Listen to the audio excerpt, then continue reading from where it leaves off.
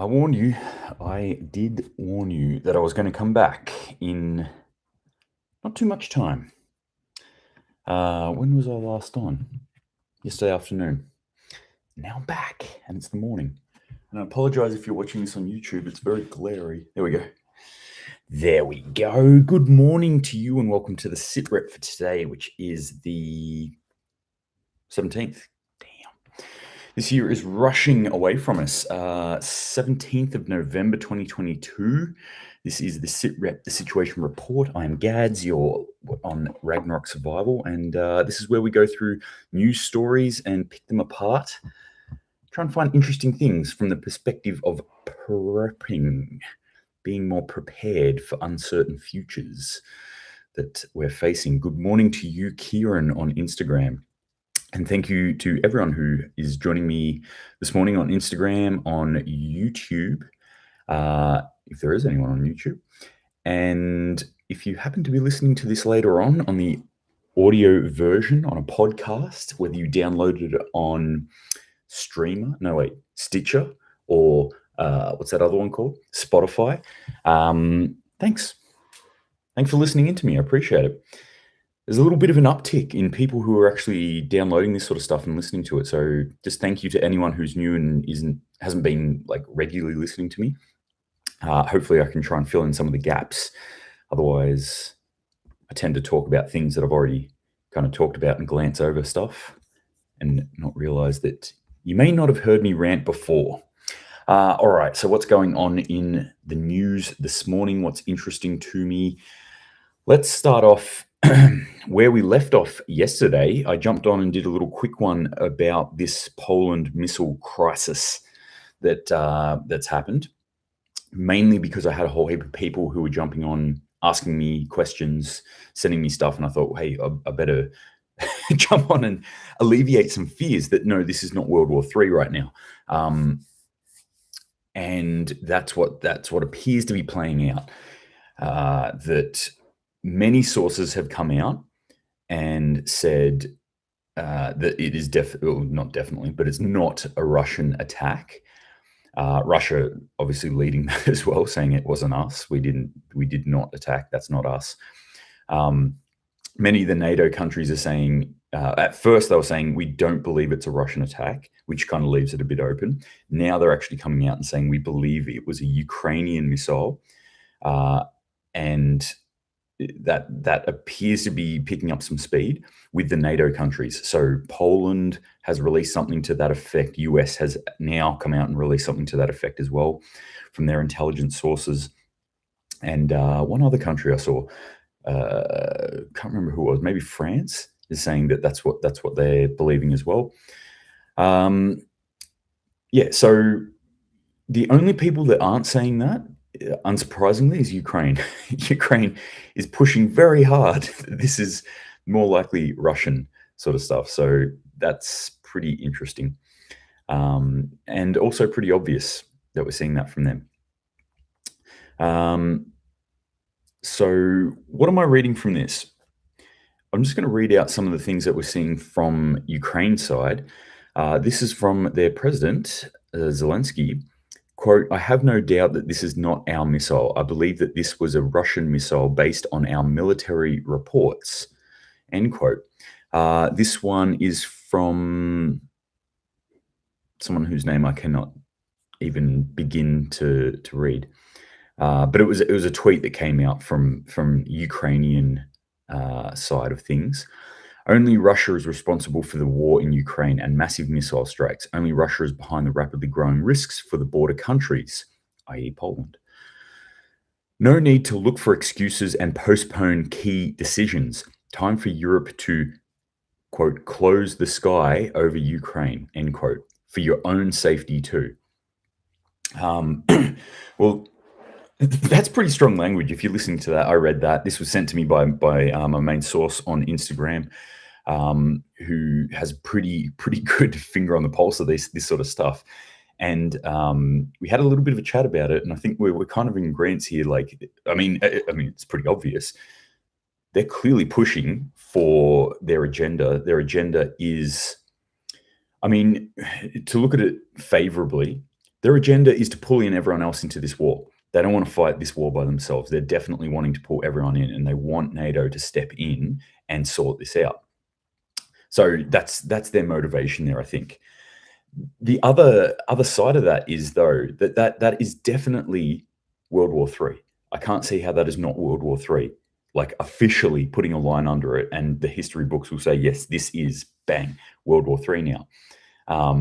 I've said this before, that I believe that we are in a quasi-state, a de facto state of world war at the moment, just looking at the number of conflicts and the way things are playing out right now. However, I just don't think people are accepting that fact. I think if NATO was to step into this conflict, people would definitely accept that fact. So we've got the Ukraine side definitely pushing for World War III. We've got Russia saying, was not us. We've got NATO saying, was not Russia. Now, the other part of this is we go, okay, well, where did this missile come from? Was it Ukraine? Possibly, probably. I think it's starting to lean to probability now. And that then begs the question, for me at least, was it an accident? Which I think is well within the realm of possibility. Having been somebody who has served in the military, I know the level of incompetence that is quite often working inside of the military, and especially with people with fingers over the buttons like this. You know, we kind of think like, oh, all military people are experts at everything and they're great. And they're really not. It's the same idiotic nature that we have everywhere else in the world. It's just kind of intensified a little bit. So is this incompetence? Was it an accident? Was it an errant missile that was wrong from aging munitions? Possibly. Or it is the tinfoil hat time. Was this a false flag attack from Ukraine? Was this Ukraine intentionally trying to drag in NATO into the system, into this war, and create an excuse for the instigation of World War III? Possibly. And I don't say that lightly. I'm not just casting shade over Ukraine. I'm looking at this sort of stuff coming out of Ukraine, even though I can understand why they have the motivation to put this kind of information forward, like, hey, it was Russia, it was Russia, it was Russia. How vehemently they came out. And I'm like, methinketh the lady does protesteth too much, Ukraine. I think you're a bit too like forward, like going, hey, this was Ukraine. Hey, this was Russia. Freudian slip there. So it just gives me pause to consider that is a possibility now this morning, going, maybe this was false flag, pretty big false flag. Also, the other part of that makes me think this is suspicious is that where it hit. I mean, Poland isn't covered in buildings, and it hit a building.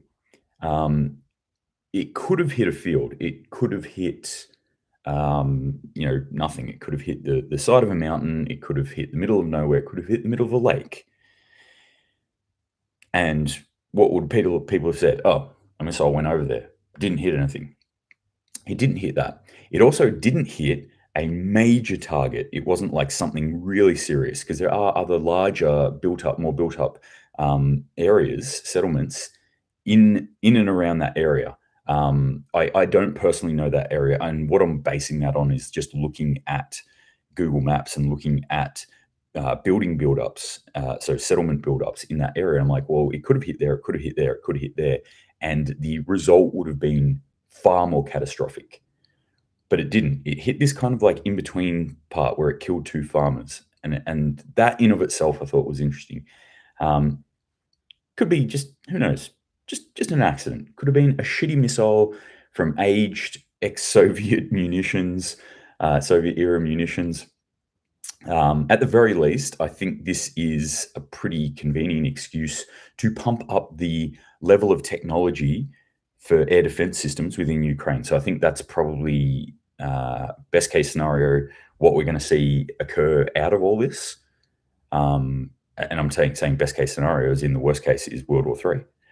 Best case scenario, what we're going to see is a bigger push for more money, more munitions pumped into Ukraine. which, surprise, surprise, Biden actually came out and has requested overnight. So very interesting.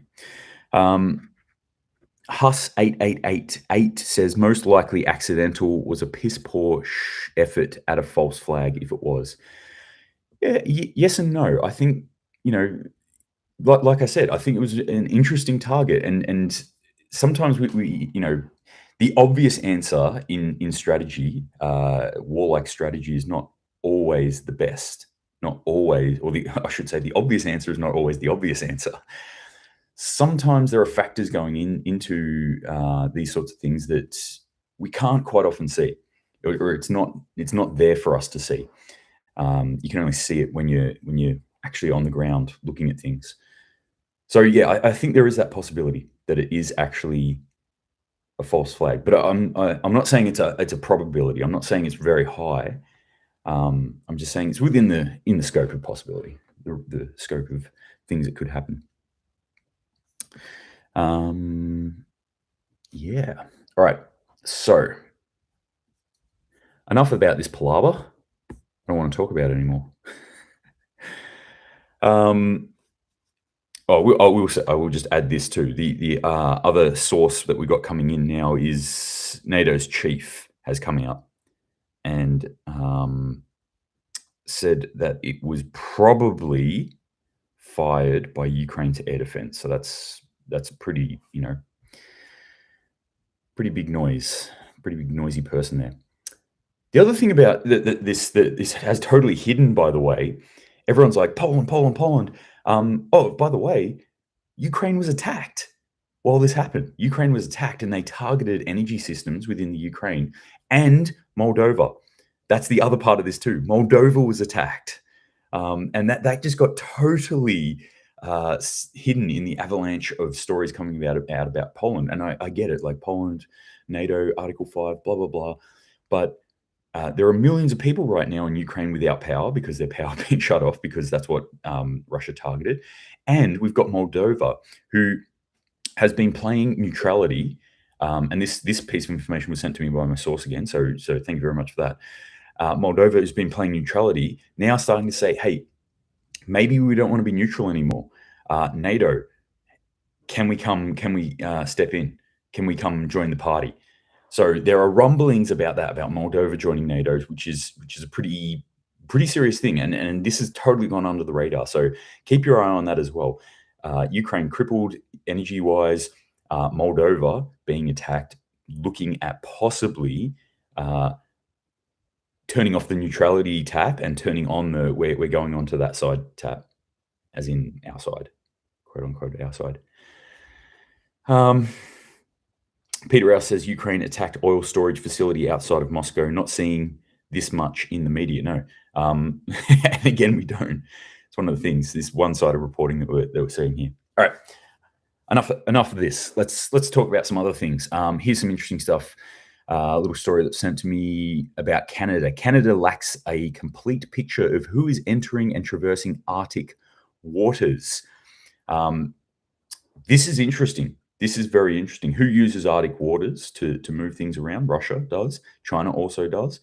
No viz on what's going on up there. I found this story pretty interesting because Arctic waters fascinate me. If you look at a map, it's kind of white up there and it's this huge space. In reality, it is not.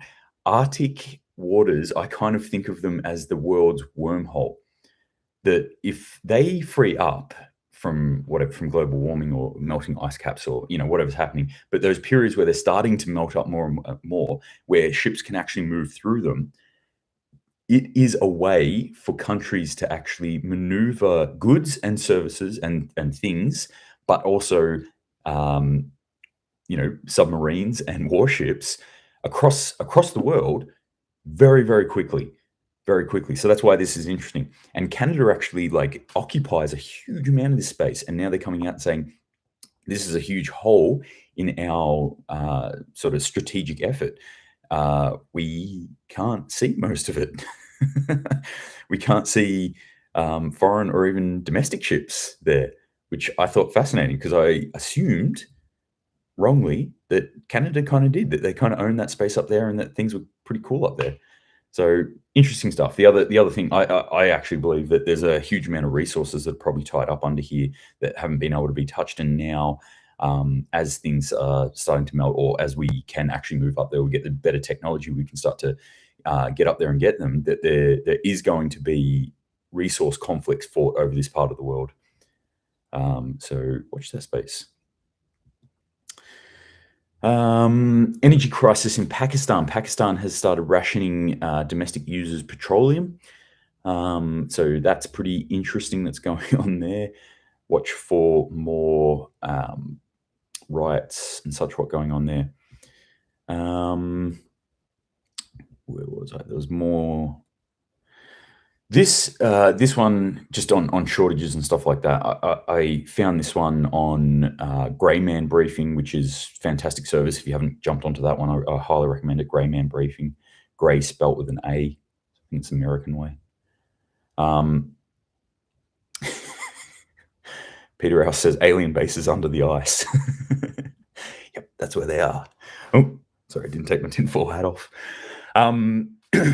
Yeah, so this one from Greyman Briefing, which was just a little summary. It's US based, but a summary of projected or current product shortages and related price increases. So this is interesting stuff to keep your eye on. We can start to think about where things might disappear off our shelves, what things might shoot up in price. I'm just going to whip through these. This is a summation of all the things that they've come across recently. Butter, lettuce, potatoes, olive oil, spaghetti, tomato sauce, beer,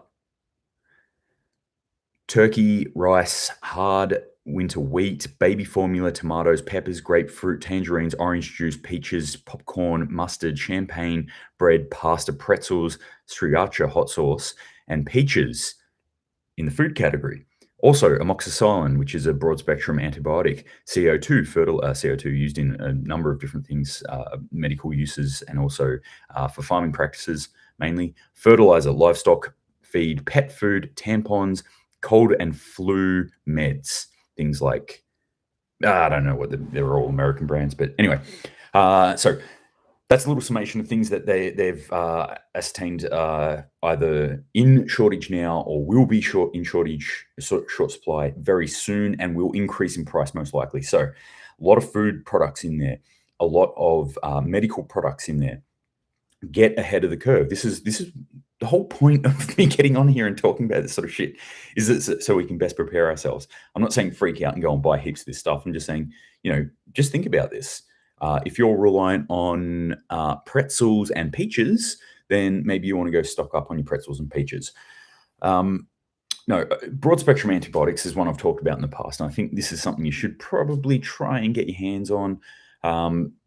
But certainly food products, get out in the garden, start growing your own stuff, start building up your stores, start thinking about how you create your own things. Beer. Can you create your own beer? Do I create my own beer? Yes, I do. So, I mean, I buy beer and I drink beer, but I also have the ability and quite often attempt to do it. Sometimes it fails, but I do brew my own beer as well. And mead, and me and one of my friends are working on whiskey as well. So these sorts of things, these are what we've got to stay ahead of the curve here.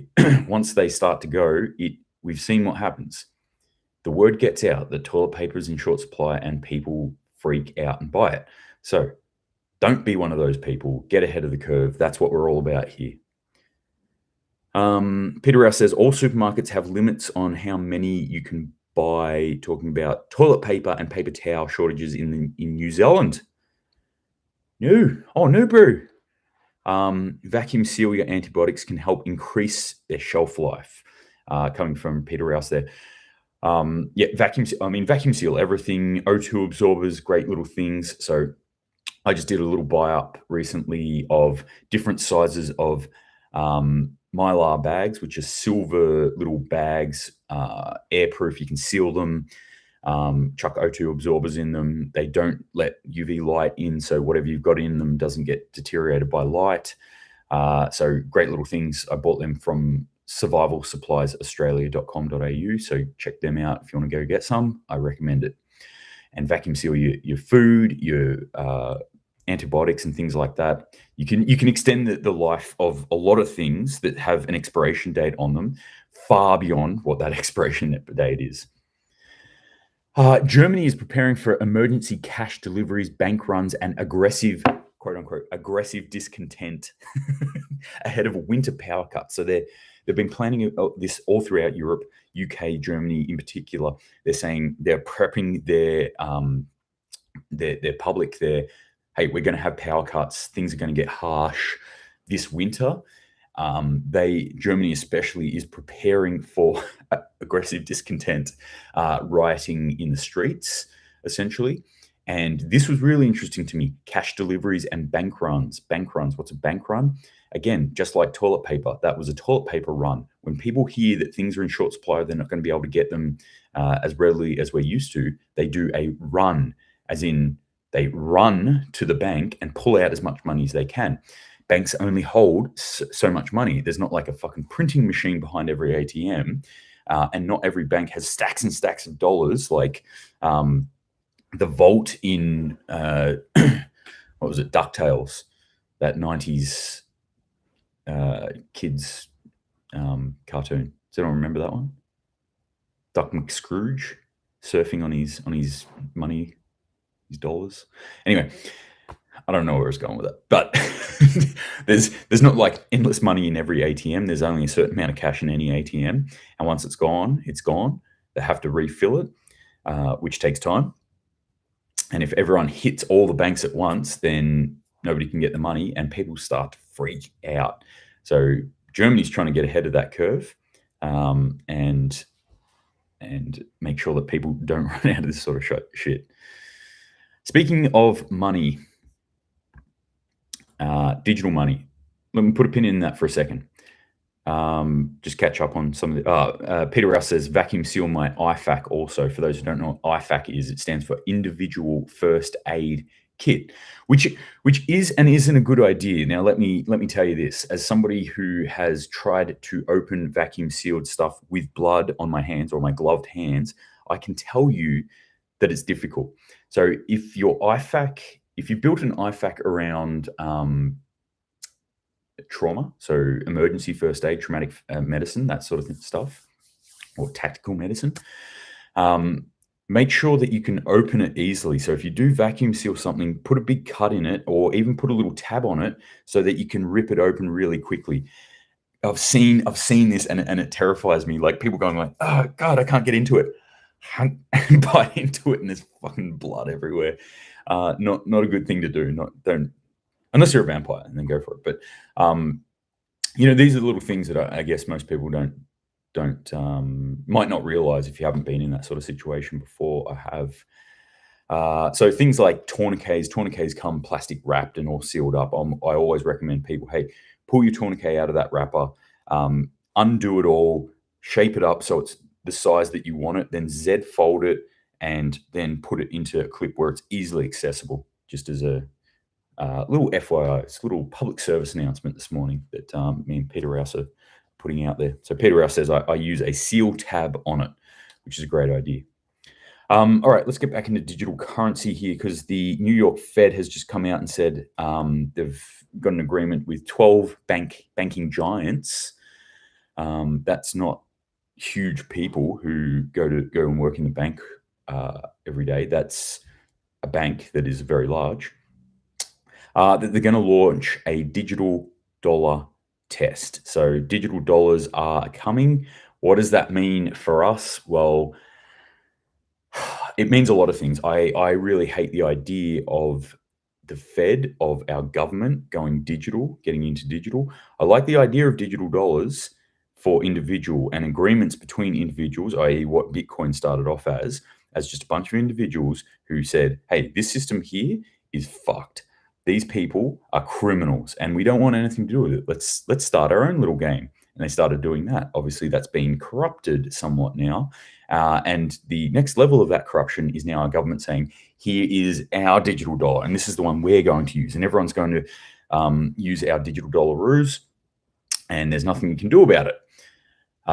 Because we're going to get rid of cash, and you can't do the cash anymore because we can't track what you're doing if you're using cash. and we really want to know what you're doing, and we want to make sure that you spend your money on what we want you to spend your money on. Essentially, you can get to a point, and I think this is where this is all going, where they can program these dollars. So you're going to go in and go like, oh, yeah, I've got $1,000 in my bank account. This is sweet. I would like to buy a gun. No. What? Oh no, you can only spend that $1,000 on food or petrol. But I earned it. I should be able to spend what I earn on what I want, right? No, you cannot, because these can be easily linked to what you buy, and you can just limit what it is. So that's the fear I have around all of this. It's not just me delving into my Luddite nature and going away from the machine. Someone who was brought up in the 80s watching movies like The Terminator, and I have an inherent fear of anything overly technologically advanced. No, that's not just that. It is a proven track record for me. I'm like, I cannot imagine a future where the government would not do that. That's the point that I'm at with our current system, with what they have done in the past 3 years. I cannot imagine a system where the government would go, oh, wait, we have control over what people spend their money on. Well, we won't exercise that control. We'll let them do whatever they want. That's never going to happen. Never going to happen. I cannot imagine that happening. Peter Rouse, back on tourniquets for a second. Buy some cheap tourniquets to use for training, but only keep the best quality tourniquets for real world use. Absolutely, I couldn't agree more. Now, there have been, there's a brand of tourniquets called CAT tourniquets, combat application tourniquets, that were made in the US. Since the Ukraine conflict, what we've seen is the market got flooded. There was a shortage of tourniquets for a while because they were all getting sent over there. Now, the market got flooded by them. Unfortunately, it got flooded by Chinese knockoff tourniquets, and there has been a spate of critical failures in these tourniquets coming out of the Ukraine conflict. So people are trying to put these on, and the band actually snaps within it, and it doesn't work. Critical failure. There's nothing you can do to fix it. It will not work at all at that point. If there's certain things that I don't want critical failures in, it's stuff like tourniquets. I would rather spend the money and get one that I know is going to work, because that's going to save a life. I was filtering through comments that have come up on YouTube. And by the way, thank you very much for everyone on YouTube who threw up comments recently on any of my videos. I really appreciate it. Heaps of love coming out there. Lots of people putting really nice comments up. Unfortunately, there's also your armchair generals who are sitting in their mum's basement deciding to make comments about what gear I decide to carry, and how I'm an idiot because I carry that sort of gear. But anyway, people commenting about that I spend too much money on some of my gear. Yeah, thanks for the news flash, Sherlock. I'm well aware of how much fucking money I spend on my gear. It's why I keep going to work, because I spend a lot of money on my gear, and I realize some of the stuff most people aren't going to buy that sort of stuff. However, I am the sort of person that usually, if I'm having to use that gear, it's not because I'm practicing out in the bush or pretending that it's the zombie apocalypse. I'm doing it because I'm actually in a fucking war zone, and I need that gear to work. All right, I spend money on gear that I need to work. If it is a life-saving piece of gear, I'm not gonna pinch some pennies on that. I'm throwing those dollar bills out like I'm sitting at the strip club. I'm like, oh, Garmin InReach, woo, let's do it. Vertex packs, woo, yeah, come on, bring it. I don't care. I'll put that money out, because at the end of the day, I've had shitty equipment, and it's why I badmouth certain companies. It's why, and I'll say it right now, it's why I fucking hate Kathmandu. I've had some of their gear break at me when I fucking needed it, and so now they've burnt me, and I will not go back. And unfortunately, there's brands that I've loved, and I've seen their quality deteriorate. Camelback, and when it blows out when you need it, you're only going to get one strike with me when it comes to that. That's it. You burnt me, you're done. So anyway, end round on that, but spend your money on good stuff. Tourniquets are one of those things that you really want to spend. If you going down that path and building a traumatic first aid kit, then you really want to spend your money on that. So definitely do that. All right. Best brands. There's one called SOF. SOF. Look, I'll give you a recommendation for tactical or traumatic first aid gear. Go check these dudes out. Write this down now. Get a pen. TACMed Australia. TACMED Australia. TACMed Australia. It's dudes from my ilk, ex-Special Forces soldiers, Aussie dudes. Find the gear, test the gear, work with the gear. These guys are legit. They're the real deal. Go buy it off them. Support Australian industry. Support these guys. I mean, the stuff they're buying isn't necessarily Australian, but they go out and they find the best gear. So go check them out. And again, what Peter Rouse said too, buy a cheap one to practice. Practice with tourniquets, okay? There are statistics that show that people who practice with tourniquets are much more effective at putting them on. A tourniquet doesn't magically save a life. Like a gun doesn't magically kill people. It requires a competent operator to actually utilize these things. So practice with tourniquets too. So I've got a bunch of tourniquets that I've used on courses and stuff like that. They're ruined. They barely even work anymore because they're so stretched out. But I use them as practice ones still because that's fine. Like, it's even better to use those stretched out ones as practice ones because you will have to put them on harder to get them to work. So that kind of reinforces good training into people, that like it's not just like slap the tourniquet on, twist and done. It's like put it on effectively, make sure there's no twist the windlass, keep twisting, keep going until bleeding stops. Not twist, stop, lock off. It's twist. Is the bleeding stopped? No, twist. And Peter Rouse says tourniquets, warn people that tourniquets hurt like hell. They do.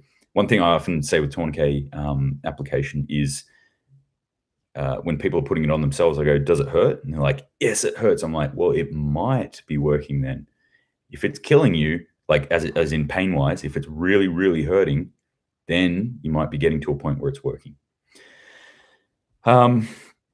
Peter Rouse says direct action gear for tactical gear made in Poland is also a pretty good brand.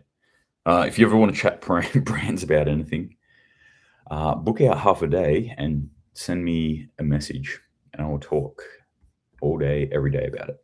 All right, I'm just going to finish up now with another story about earthquakes.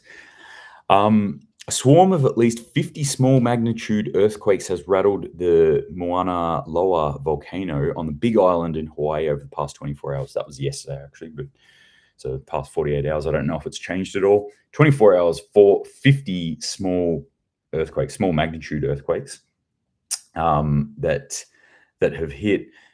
If this is the first time you've jumped on a SitRep and you're like, what? Earthquakes? Where the fuck did this go? You should know that like every day or two I talk about earthquakes just because I'm tracking these things. And what I'm trying to do here is just throw data points out to you. So if you are watching regularly over time period, you start to pick up like, oh, here is a trend. So here is a trend that I am noticing: earthquakes. I don't know this. I have like no historical data on it. All I know is that in the news more recently, in the past, I want to say 2 to 3 months, I have been seeing an increase in stories on earthquakes. That doesn't say that there is an increase in earthquakes. It says there's an increase in reporting on earthquakes. But what it could be is an increase in earthquake activity. Look back in history, when we see increases in earthquake activity, we generally then see in that swarm or cluster, as they're called, of earthquakes over a time period, a big one or a larger earthquake. So again, this channel is all about us encouraging each other to be prepared and helping do so by putting information like this out there. So be warned, forewarned, forearmed. Earthquakes. If you live in an earthquake-prone zone, i.e., New Zealand, i.e. the western part of the US, any of these sorts of places, then this should be on your radar. This should be something that you're tracking. This should be something that you're thinking about and preparing for in some way. Maybe a good way to prepare for something like this might be, at the very least, having a grab bag, having an emergency bag, even a small one, a little 72-hour bag or something like that, and then thinking about upping that game a little bit. Maybe even having a emergency evacuation bag, which has things like shelter, things like more food, things like larger water filtration facilities, things like camp setups like showers and hygiene and stuff like that. So, all right, that's it for today, gang. Thank you very much again for joining me. I really appreciate it. Hopefully you all, like me, are keeping your eye on the going-ons of the world. Some people sent me some messages saying you're pretty much the only news source that I listen to nowadays, which terrifies me a little bit, but I'll do my best. I will do my best for you if I'm your only news source. I find it amusing. Just I know me though, so if you knew me pretty well too, then you'd probably find it amusing. Peter Rouse just quickly says breaching kit also good for earthquake zones. I couldn't agree more. Thinking about earthquake zones, thinking about getting in and or out of areas, spaces, vehicles, all that sort of stuff. Having the ability to do so. Breaching is something that's been on my mind recently, actually. I don't mind playing around and doing a bit of lock picking. I don't mind breaching into things. I used to do that as part of the job, as part of my team when I was back in the military. And it's quite fun, and I think it's something that people should practice. Maybe we should do a course on that. Interesting stuff. Peter Rouse says redacted on Rumble, good news channel. Agree. Redacted is quite good. I have found them well researched, well thought out with what they're doing. So check them out as well. All right, gang.